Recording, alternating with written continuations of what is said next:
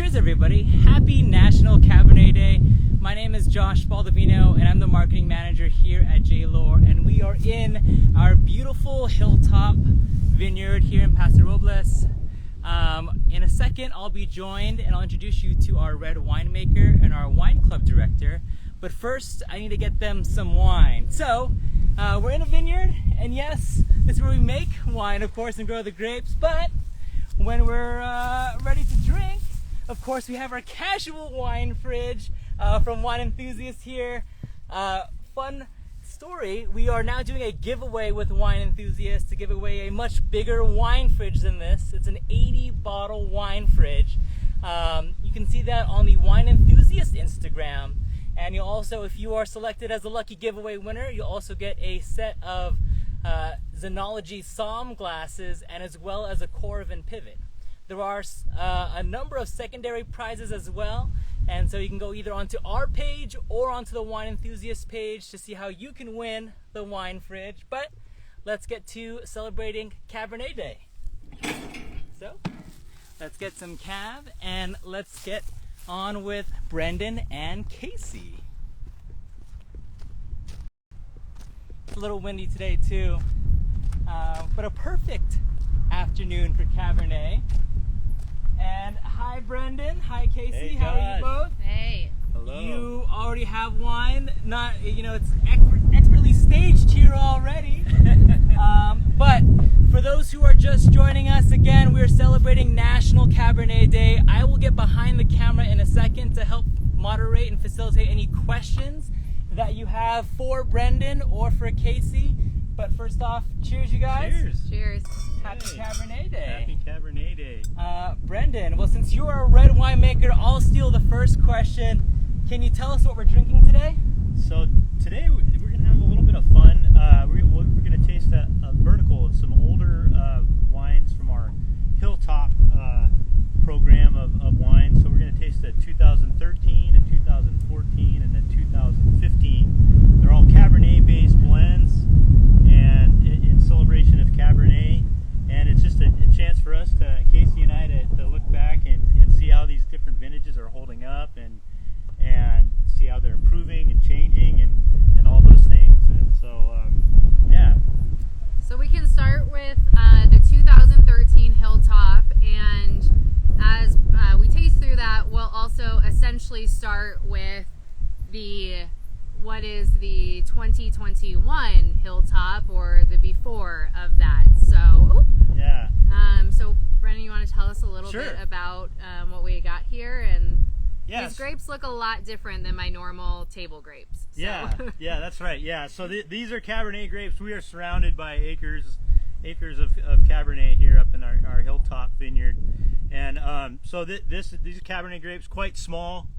Right around this time of year, it's been about a month since veraison. So veraison is really when the grapes turn from green to black, or green to red, if you want to call it that. And they're quite small. So in winemaking, we want berries to be small. We want the skin to juice ratio to be high. We want as much skin to juice as possible, because all of the phenolics and color and flavor is inside of the skins. These grapes, not quite ready to go yet. Probably about another month until we pick them. Maybe October 1st, October 15th, somewhere around there. And we can do a little demonstration of like how you assess the grapes. So like how you know if they're ready or close to ready, or where they are in their development and their ripeness level. So so if you'd imagine, this is a grape that's kind of hanging from, there's canopy above and around it. One side is going to probably get a little bit more sun than the other side might be a little more shaded. So what you'll do is you'll pick a grape from one side there, pick a grape from another side, maybe pick one from what's called the shoulder over here, and then maybe another one from the bottom. We'll do 5, so just pick another one randomly for good measure. Close my eyes. Yeah, there you go. Okay. Okay, and then the next step is just pop them in your mouth. So we want to chew them up, but the trick is to not chew the seeds. Oh, chewed the seeds. You already chewed the seeds? I already chewed try it over again. Okay. So- Okay, I'm ready. 1. So a light chew. Got Light it. chew. A light You want chew. to try to get the seeds like a chipmunk over into the side of your mouth. Mm-hmm. And then you want the seed and the skins on the other side of your mouth. Okay. And while you're doing it, you're just tasting for the sugar, the sweetness. Still pretty sour, Mhm. right? Not like super, super sweet. But Yeah. pretty good. Pretty good. Yeah, pretty good. So, and then what we'll do is we'll just take the seeds and just spit them out into our hand. And try to keep the skin in your mouth and your cheeks. So. Well, I think I swallowed all of the seeds. The reason we don't want to chew the seeds is because the seeds have all the tannin. Oh, I got a lot of skin. Oh. Okay, there's a seed. You got a seed. Mhm. So check it out. What color is it? Hey, it's like little green. And Little green. I don't know. I know it's kind of gross. It's been in my mouth or whatever, but there's a seed right there. Some green, some brown. I don't know if you can see it too well, but And then I noticed that the juice, I don't know if this works either, the juice is clear. juice so is it's clear. not red. Yeah. So all the color juice, the skin is where all the color and a lot of the flavor, most of the flavor comes from. The juice is clear, and then you can kind of see here it is there. It's just a little like ball of jelly that's right around those seeds. Hopefully you can see that. Yeah. So what that indicates that it's not quite ripe yet when that ball of jelly is around the seed. But looking at the seeds lets us know that if it's green, not quite yet ready yet, brown, it's just about ready to harvest. So we're Okay. getting close. So we're about halfway there, and you can kind of give it like a scale of 1 to 5. So what are these ones? These ones I'd probably say like a 2.5 or 3. Okay. Yeah. And do you still have your skins in your mouth? Or No, I ate them. So the next step is you do like just whatever you do is just standardize it. So you do like 10 chews, chew it 10 times, Okay. and then you do the spit part, and you look at the spit and see how much color is in the spit, and that gives you an idea of how much color you'll get in your ferment, in your extraction when you pick it. It's in the winery. I like the grapes as they are, and I like them when they're in the glass. So I'm not discriminating. That's cool. That's good. I could tell you right now, these are, we measure sugar in terms of what's called bricks here in Europe. It's Baume. So this is probably around 20 bricks, and we like to pick around 26 bricks, 27 bricks, where it's pretty sweet. And it's maybe a 1.5 bricks per week or so, 2 bricks, just depending on the weather. We've got just great weather right now, right? We're getting this wind, this perfect Paso Robles afternoon wind that we kind of love and hate at the same time, right? I mean, it kind of sucks to have wind, but then at the same time, it's what really cools everything down, and we get that peak daytime temperature, maybe up in the 80s and 90s, and then it cools down, and then in the mornings it'd be 50. Last night was probably 50 degrees, somewhere around there. And we need that heat to increase those sugars, right? Yeah, that's right. Yeah, so that's all that sunshine is what's ripening, but then that cooling at night is what's keeping the acidity that we're tasting in the grapes, which is what we want. And for the beginner, the sugars are necessary because it's the sugars that then eventually convert to alcohol. That's right. So speaking of alcohol, so we'll start with this 2013 Hilltop, and it's kind of interesting. One of the things that we talked about when you taste through some library wines versus a fresh wine is just one of my favorite things about wine is it's living, right? It's alive. It changes in the glass. It's not, the thing is wine gets better with age, which is, not always true because a bad wine's not going to improve with age, but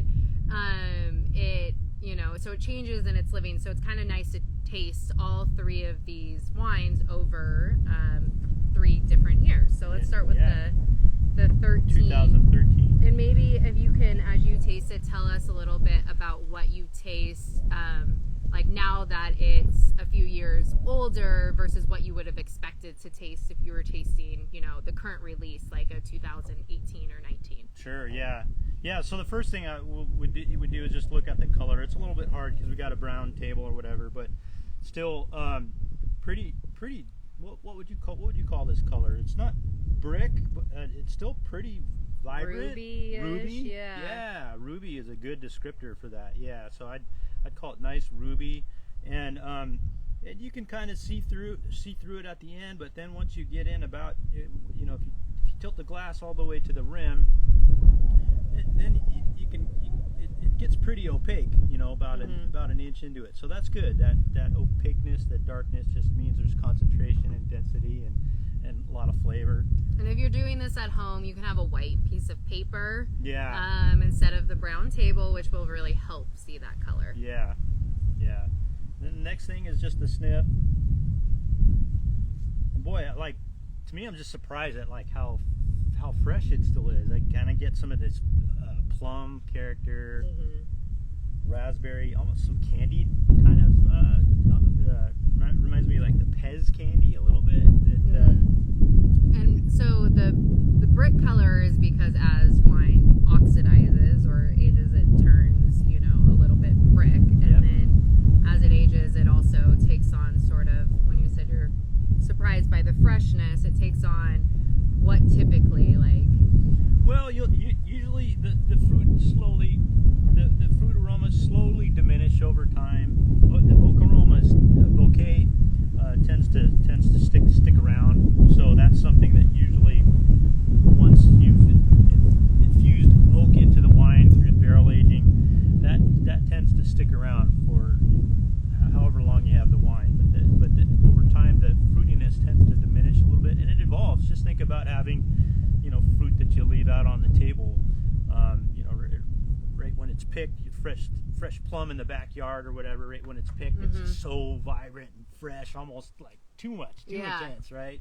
And then you leave it on the counter, and a couple of days later, or 2 or 3 days later, or whatever, it's just like perfect, right? Yeah. And then a week or two later, it starts to get a little soft and those things. So it's kind of follows some of that same evolution. It's just so much slower because it's in a bottle and it's real preserved and things like that. So preserved because of the acidity and because of this color, the phenolics.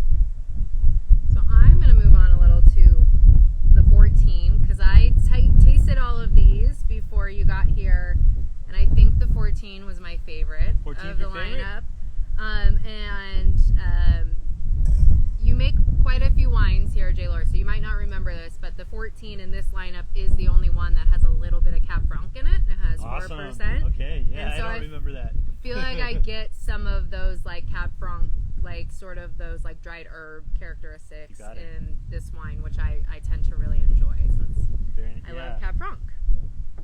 Yeah, I hear you on that. That's nice. The Cab Franc is just a nice addition, and we actually grow the Cab Franc for this wine just right here, just kind of right down about a football field's walk down the way down there, and it's Cab Franc that we grow for our Hilltop, and it's also Cab Franc that we grow for our Cuvée Saint E wine, which is our real Cab Franc based blend, and it's just a really great variety for this area here in Paso. It does well in this kind of warmer weather with the warm days, cold nights, and just a great blender. But it's also just great on its own. Yeah.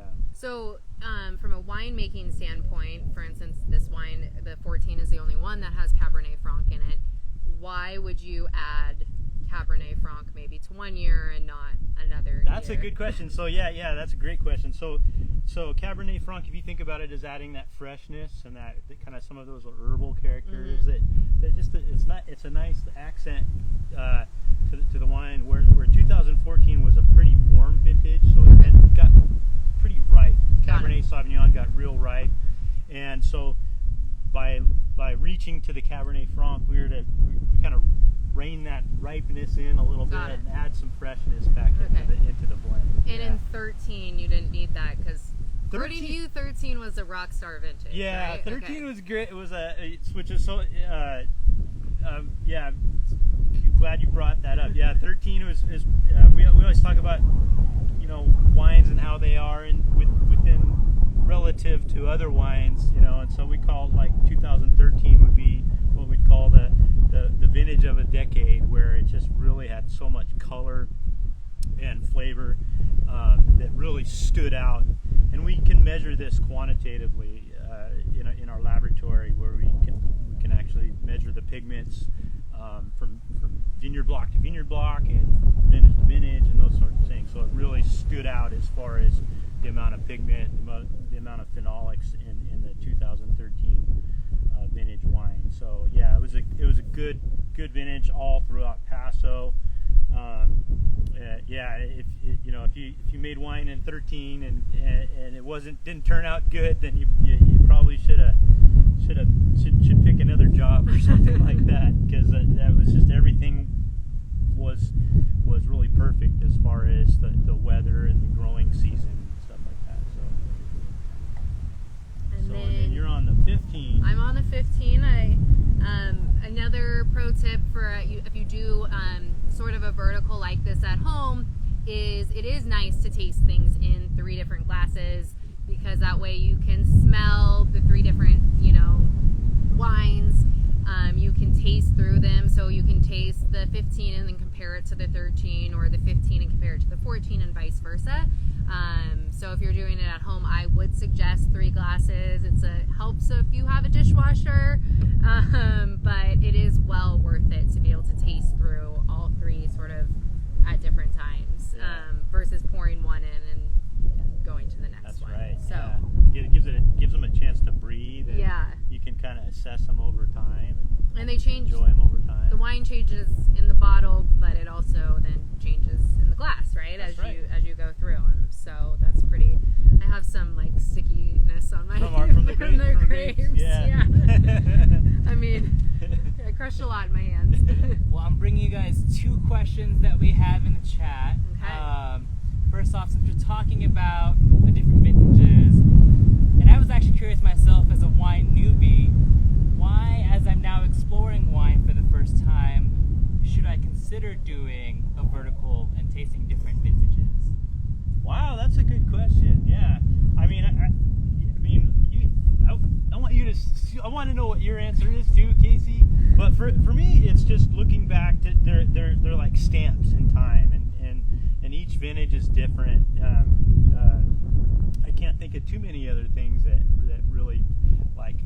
really showcase a period of time as much as wines do, and so it just captures the vintage, all the things that happen, and it's just so that's one of my own personal reasons. It's also just a way, if you're totally newbie, it's just a way to see how wines change over time, and it's just a really fantastic thing to do. And different grape varieties just change differently over time. So something like Merlot, great variety to do a vertical with, because Merlot really changes aromatically. So it might go from these real bright plum, raspberry, then over time it slowly changes to these kind of soy and umami type characters and things like that. So it's just something that's just real fun. You can even do it with your kids. They don't have to taste, but they just smell through them and just smell the different aromas that come from it. It's great. So my answer, and I've said this many times, would be the simple, the best way as a wine newbie to learn more about wine, it's so great, is to drink more wine, and smell and experience more wine. And so a lot of people get intimidated, right? They're like, I can't pick out those dried herb flavors or those raspberry, blueberry, plum flavors, which is very typical.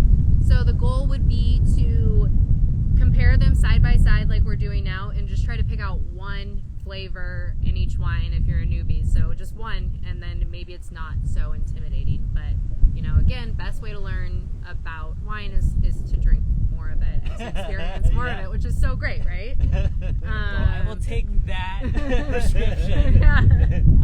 It's your new RX, yeah. And another question that we had in the comments, Brenden, was how long have you been with Jaylor, and I guess what was your first vintage? So I've been with Jaylor since 2004. So this is like my 2021 is, what is that, 17 vintages or something like that. And then my first vintage was 1999. So 22 years been doing it. It's been fun. Every year's been totally different. So it's been fun. I love it. Well, I think we have one last vintage, right? And if you have any more questions, I will come back behind the camera, read them. You can either leave them in the comments or in the question box. We'll get to them. You want to do the honors? Sure. Wait, we have one more or two more? One more. Okay. One more? Okay. And this. What did you think of the 15? What was your what me- was your assessment of the 15? Good luck holding this down now. So the 15, in my opinion, my humble opinion, Yeah. it's not as like bright as the other wines, or it's lost a little bit more of the fruit, and some of the secondary characteristics are there. I think so, and Okay, but more yeah. a lot of texture. Yeah. Tons Well, of and you texture. can kind of like on the glass, you can see the Oh yeah, there is a little bit of tar tar trace there. traits. Yeah, so yeah. you can see. So this is kind of maybe, would this be when we describe wine as having a chewiness to it, or Chewy no? is more of like talking about tannin. Okay. And tannins are the name tannin comes from old German word which means like oak. Okay. And it's what tannins were used for tanning leather, for making it. So that chewiness is actually a tactile thing that's happening, Okay. where these tannins are reacting with salivary proteins And giving you that. yeah, exactly. Yep. Yeah. So, while we have about to try this 2019, I think an important thing to mention with library Cabernet especially is, so often, you know, everybody will hear what do you pair with Cab, and you're gonna say like steak, especially this guy all the time. Carnivore. But what I love, and I don't have a library Cab too often just because I'm impatient, and I like, you know, instant gratification. But I really enjoy a lot of like Asian foods and things like that, and the library Cabs tend to go like have those soy characteristics, so they go really well with like a library Cab with a stir fry or something. Yeah. So what would you maybe pair a library Cab with? Well, I like that idea. I like the stir fry, just because these older Cabernets are a little bit more subdued in terms of flavor and things like that. It's not going to overpower something like a stir fry, where, you know, brand new, right out the gate, 2019 or 2018 is just going to be a bit much for something like a stir fry. So I like that idea a lot. Yeah. And so as we move to the 2019, this is a spoiler or a pre-release. We're about to release the 2019 Lohr Hilltop Cabernet Sauvignon, and Brenden has called it the vintage of his career.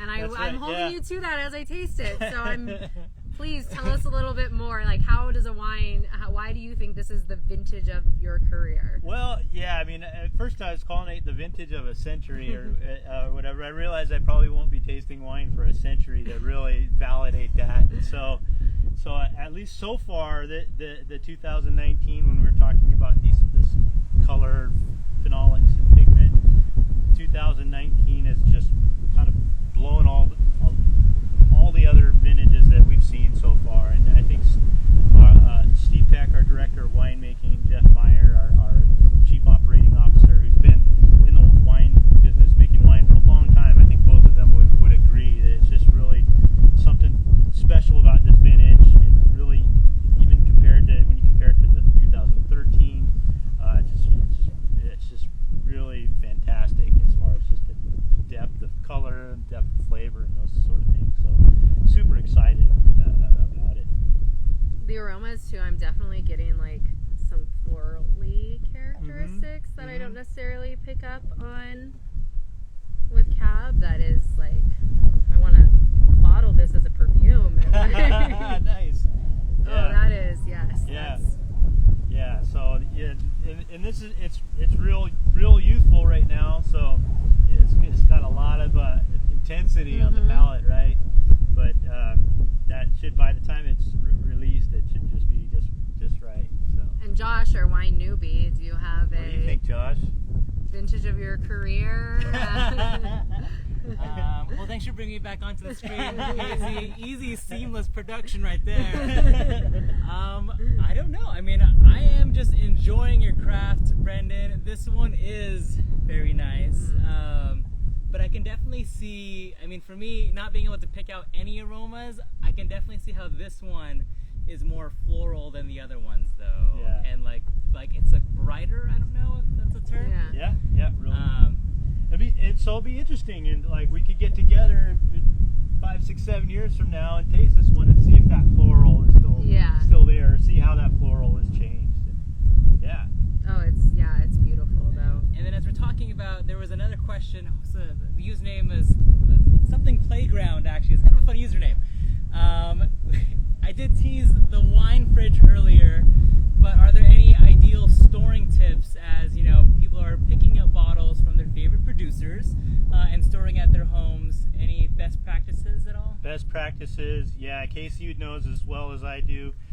You want to always keep if you're storing it, keep it out of sunlight. Obviously, that's why most of the glasses are tinted. You want it sideways or upside down to keep the cork damp. You don't want the cork to dry out. That's partly why they have the foil over the top. That's an extra part there. The other part is, I think, from historical, they just didn't want people stealing the cork, popping the cork or something like that. So that was a little safety measure they had. But yeah, just keeping it, and then the temperature, 15C, which is cellar temperature, which translates to about 59, 60 degrees Fahrenheit. So if you can kind of keep it somewhere that's cool, out of the sun, sideways or upside down. So a wine fridge is your best practice, right? So, which segue into the Wine Enthusiast giveaway is a great option if you don't have one. I will be attempting to win it. Am I allowed to? Because I actually don't. She's not allowed to win, so don't worry. If you read through the fine print, she's not allowed, guys. Darn it, because I do need a wine fridge. But a wine fridge is obviously best practice, especially if you live in a warmer climate and don't have air conditioning like I do. So luckily I have a basement area though, so that really, really helps. But yes. Yeah. Any closing thoughts? I know we're right about the 30-minute mark. Are there any things that, I guess, today's National Cabernet Day, we talked a little bit about food. That is my favorite part about working in the wine industry, is the food and wine pairings. Kasey, are you eating anything fun tonight? I know that you have always interesting pairings, and you talked about earlier. Yeah, I'll actually, tonight I'm having Mexican food at a local place here in Paso Robles, and so I am going to steal the rest of this 2013 Hilltop, because I think it is going to go really well, like we talked about with even the soy sauce. It's going to go really well with a little bit of those spicier items, and so I'll probably have like something with El Pastor, so we get that nice like red meat, but a little bit of spice to it, which I think will pair nicely with that 13 Hilltop. Beautiful. So, what about you? We'll probably save it for the weekend and hit the barbecue a little bit, do some grilling, and hopefully do a tri-tip or something like that. And I don't know, it'd be some sort of red wine. We'll see. Pick it out blindfold. You're saying that you celebrate Cabernet Day all year round. Yeah. Us too. Cabernet year, every year. If you work at Jaylor, I think you have to, and that is one of the great benefits. So down Cabernet for us. Again, a few, I guess, little call to actions, right, on the marketing side from me. Kasey, curious, are these tasting packs still available for anyone online? They are. The 2013, 14, and 15 Jaylor Hilltop is available on our website. So you can still get it there if you'd like, and we can ship that out right to you. Perfect. And then you can rewatch this and all that goodness and relive the fun. Again, don't forget, I don't know if you can see it far off on the phone, but we are having, like Kasey mentioned earlier, our Wine Enthusiast giveaway, where you can win a 80-bottle wine fridge, a set of Xenology Somm glasses, and a Coravin pivot.